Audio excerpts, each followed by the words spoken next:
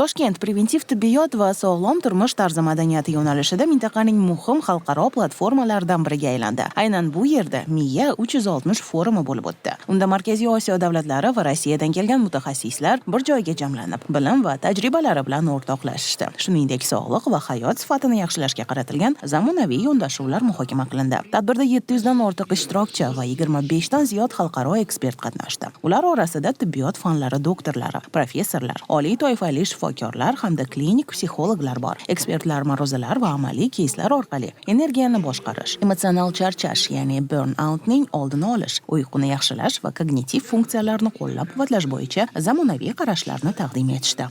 Когда мы с коллегами планировали данный форум... Forum mavzusini tanlashda biz uzoq o'ylab o'tirmadik. Bu albatta miya salomatligi, ya'ni miya 360 bo'ldi. Chunki kognitiv va psixoemotsional salomatlik insonning butun hayoti davomida uyqu, ovqatlanish, jismoniy faollik va stressni boshqarish bilan chambarchas bog'liq. Ko'rib turganingizdek, forum katta qiziqish uyg'ota oldi. Zallar to'ldi. Ishtirokchilardan ko'plab savollar va fikrlar kelib tushdi. Dunyoning turli davlatlari, Rossiya, Qirg'iziston, Ispaniyadan kelgan ekspertlar esa o'z tajribasi bilan o'rtoqlashishmoqda.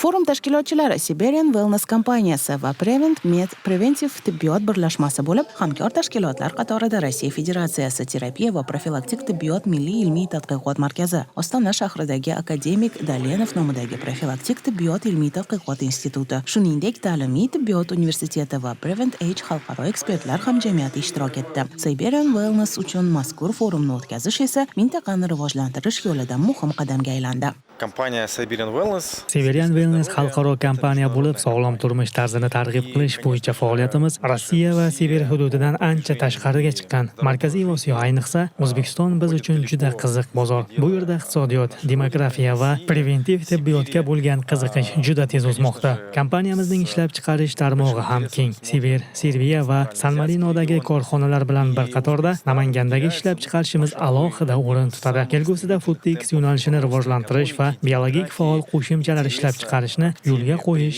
rejalashtirilgan. Bu kabi tashabbus chindan ham sog'lom turmushga ongli yondashuv madaniyatini shakllantirish, ekspertlar hamjamiyatini birlashtirish hamda bilim almashish uchun barqaror xalqaro platforma yaratishga qaratilgan bo'lib, zamonaviy ilmiy bilimlarni kundalik hayotda qo'llash uchun tushunarli va amaliy shaklga keltirishda qo'l keladi.